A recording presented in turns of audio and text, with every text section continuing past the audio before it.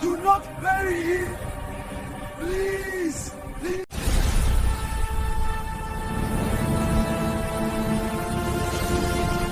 Three powerful chiefs sold a land that was never meant to be sold.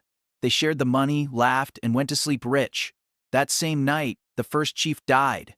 Days later, the second died screaming in front of his children.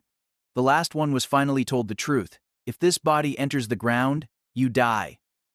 Now he has only hours to stop a burial or join the dead. This is not just a story about greed. It's about what happens when humans challenge the gods. Please sit back, relax, and enjoy this interesting story. Before we start, please take time, hit the subscribe and like button. The village was very busy and noisy on the day Mr. Smith arrived, because everyone wanted to see the white man who promised to bring jobs to their people.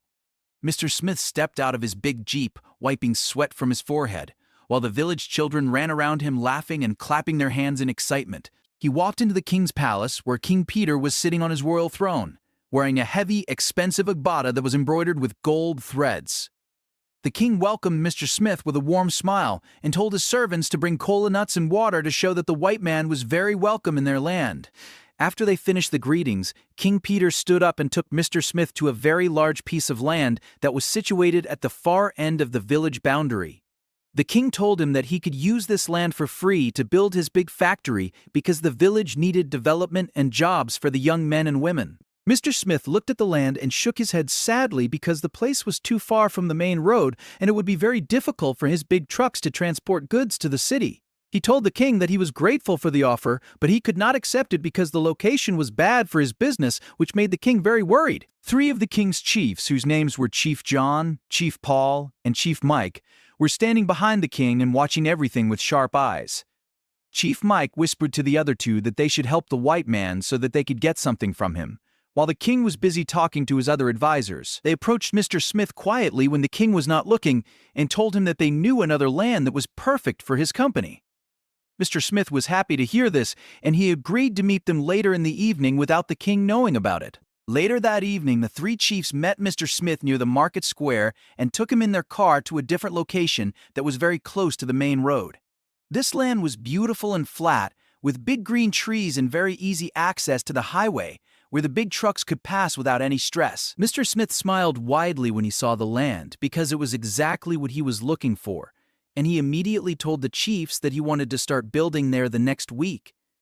The chiefs looked at each other with fear in their eyes because they knew that this particular land belonged to the dangerous gods of the village, and no one was allowed to touch it. Chief John pulled Chief Paul and Chief Mike to a corner and whispered that if they gave this land to the white man, the gods would be angry, and even the king would never approve it. Chief Mike, who was a very greedy man, told them that they should not care about the gods or the king because this was their only chance to become very rich men. They argued for a few minutes while Mr. Smith waited, but eventually, the greed for money entered their hearts, and they decided to sell the sacred land.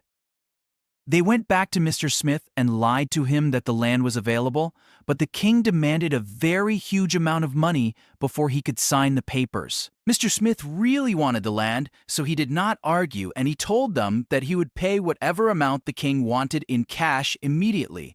The chiefs smiled wickedly because they knew the king did not send them, and they were going to keep all that huge money for themselves. The next morning, the three chiefs went to the palace and told King Peter a big lie that Mr. Smith had traveled back to his country to think about the land offer. The king believed them because he trusted his chiefs.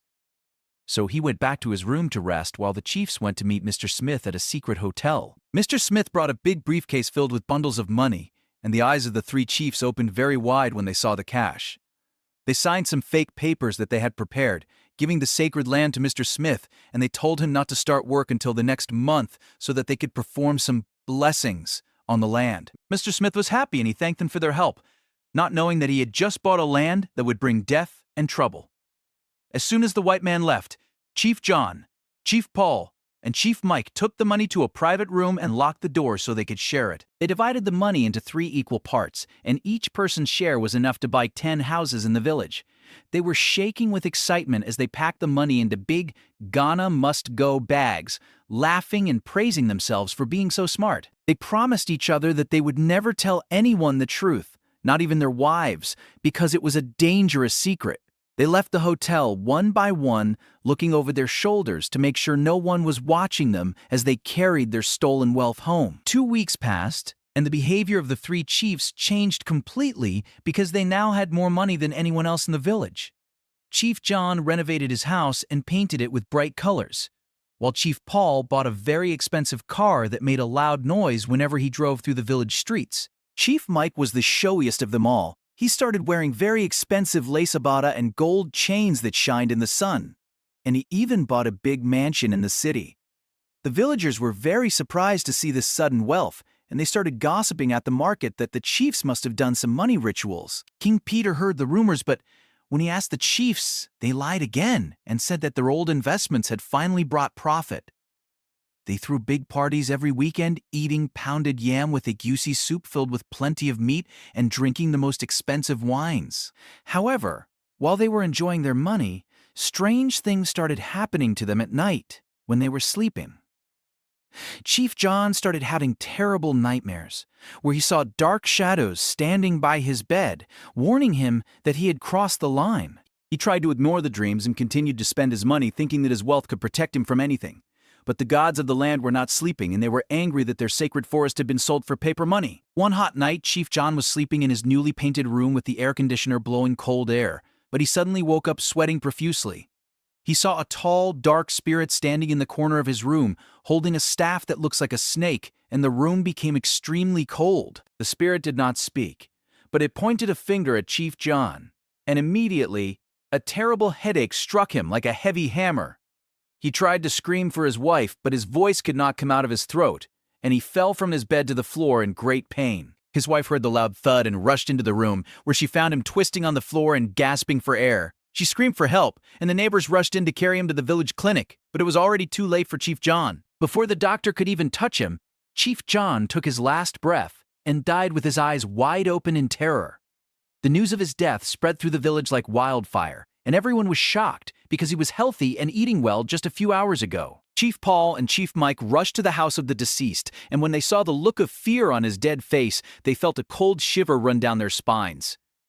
They knew deep down in their hearts that this was not a natural death, but they were too afraid to say the truth out loud. 3 days after the burial of Chief John, the village was still mourning, but Chief Paul and Chief Mike were more terrified than sad. Chief Paul decided to stay indoors and locked all his doors because he felt that something was watching him from the shadows. He told his wife to cook pepper soup for him to calm his nerves, but when he tried to eat, the spoon fell from his hand. He suddenly grabbed his chest and started coughing out blood, which stained his beautiful white Ankara shirt. His family started crying and shouting, running up and down to get water and medicine, but the sickness was not something that medicine could cure. Within 1 hour, Chief Paul's body became very stiff, and he died right there in his living room, in front of his crying children. When Chief Mike heard the news that the second chief had died, he almost fainted because he knew he was the only one left. The villagers started saying that the chiefs were cursed, and people began to avoid Chief Mike whenever he walked on the street. Chief Mike could not sleep or eat because every time he closed his eyes, he saw the faces of his dead friends. He knew that the dark spirit was coming for him next, and he needed to find a solution very quickly before he joined his friends in the grave. Chief Mike waited until it was very dark in the night, and he wore a black hood so that no one would recognize him as he ran to the edge of the forest. He went to the hut of Baba Wise, the most powerful herbalist in the land, who lived alone with many cats and dried leaves. Chief Mike threw himself on the floor and confessed everything about the land, the money, and the lies they told the white man. Baba Wise shook his head sadly and told Chief Mike that they had made a terrible mistake by selling the land of the gods. Baba Wise consulted his oracle, throwing cowries on the floor, and looked at Chief Mike with eyes that were full of pity. He told Chief Mike that the spirit was indeed coming for him, but there was one difficult way to stop the death. Baba Wise said, "The only way you can survive is if Chief Paul, who just died, is not buried until 21 days have passed."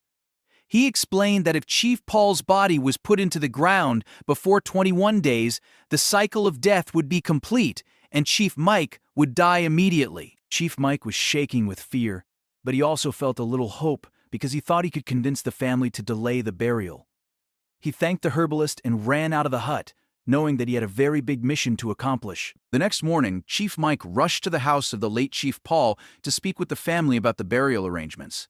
When he got there, he met David, the eldest son of Chief Paul, who was already packing bags and shouting orders to the other family members. David told Chief Mike that the village priest had seen a vision that the whole family would die if they did not bury his father within 3 days. He explained that they had to take the body to their ancestral hometown, which was very far away, to perform a special ritual and bury him quickly to break the curse. Chief Mike felt his heart stop beating for a moment, because this was the exact opposite of what he needed to stay alive. He tried to beg David to wait, saying that the king wanted to honor the chief in a special way later, but David refused to listen. David said they were leaving immediately with the ambulance to the far town and nothing would stop them because he wanted to save his family. Chief Mike realized that if David buried his father in 3 days, he would die, so he knew he had to follow them and stop that burial by force. He ran to his house, grabbed a small bag with some money and clothes, and rushed to the motor park. He calculated that he had only 12 hours to get to the ancestral town before they started the rituals, so he jumped into the first taxi he saw. The taxi was moving very fast on the highway, and Chief Mike was constantly looking at his wristwatch, praying that there would be no traffic. Suddenly, they saw a police checkpoint ahead, with many officers wearing black uniforms and holding big guns. The police waved for the taxi to stop, and they ordered all the passengers to come down and open their bags for a search. Chief Mike was very impatient and told the officer that he was a chief and he was in a hurry.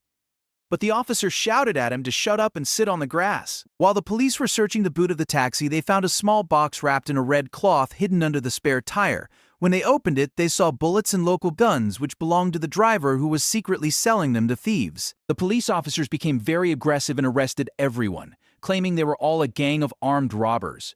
They dragged Chief Mike and the other passengers into their van and drove them to the police station, which was in the opposite direction of where Chief Mike was going. Chief Mike was crying and begging, showing them his ID card, but they locked him in a cell for 5 long hours while they interrogated the driver. It took a lot of time before the driver finally confessed that the passengers knew nothing about the guns. By the time they released Chief Mike, he was tired and dirty, and he had lost valuable time. Chief Mike stood by the roadside looking desperate because there were no more taxis going to the far town at that late hour. He checked his time and saw that he had only 7 hours left before the burial rituals would begin. He saw a young man riding a motorcycle, which is called an Okada, and he begged him to take him to the town, offering him 3 times the normal price. The Okada rider agreed, and they zoomed off, speeding fast along the rough and bumpy village roads to make up for the lost time. The wind was blowing fiercely against their faces, and the road was slippery because it had just rained heavily in that area. As they tried to cross a narrow bridge that went over a deep river, the Okada hit a big pothole filled with mud. The motorcycle skidded off the road, and both Chief Mike and the rider flew into the air and crashed into the cold, dark river below. Some fishermen who were nearby saw the accident and jumped into the water to rescue them before they drowned. They pulled Chief Mike out of the water, but he had hit his head on a stone and was completely unconscious. He lay there on the riverbank for 3 hours while the fishermen tried to wake him up and pump the water out of his lungs. Chief Mike suddenly gasped and opened his eyes, coughing out water and holding his pounding head in pain. He looked around confused for a moment before he remembered the deadly mission he was on. He asked the fishermen for the time, and when they told him, he screamed in horror because he had only 2 hours left. He stood up even though his legs were shaking and his clothes were soaking wet and muddy. He begged the fishermen to help him get to the main road, and they supported him as he limped through the bush path. He was lucky to find a truck carrying firewood that was going towards the town, and he climbed into the back, sitting on top of the wood. The truck was slow, and Chief Mike was pounding his fist on the wood in frustration, wishing the truck could fly. As they entered the town, he could hear the sound of drums and singing in the distance, which meant the funeral ceremony had already started. He jumped down from the moving truck and started running as fast as his weak legs could carry him towards the burial ground. His heart was beating so fast that he thought it would explode, but he knew he could not stop running. Chief Mike arrived at the family compound just as the men were lifting the coffin of Chief Paul to lower it into the grave. The grave diggers were standing ready with their shovels, and David was crying while pouring sand on the coffin as a sign of final goodbye. Chief Mike screamed with all his remaining strength, "Stop! Do not bury him!" And everyone turned to look at him in shock. He looked like a madman with his torn, wet clothes and mud all over his face, gasping for breath. He ran to the graveside and jumped on top of the coffin, holding it tight so that nobody could lower it into the ground. David was furious and shouted at the family members to pull Chief Mike away. But Mike held on to the wood, screaming that there was a police investigation on the body. He lied that the police needed to do an autopsy because Chief Paul was poisoned, hoping this lie would scare them enough to pause the burial. The family members stopped pulling him and looked at David with confusion, wondering if it was true that their father was murdered. David looked at the sun setting, knowing the ritual time was almost over, and then looked at Chief Mike with anger and suspicion. Chief Mike lay on the coffin, breathing hard, knowing he had bought a little time. But he could see the anger in David's eyes and knew the battle was far from over. End of part 1. What will David do? Will the lie hold? Or will Chief Mike be exposed and face his death? Watch out for part 2!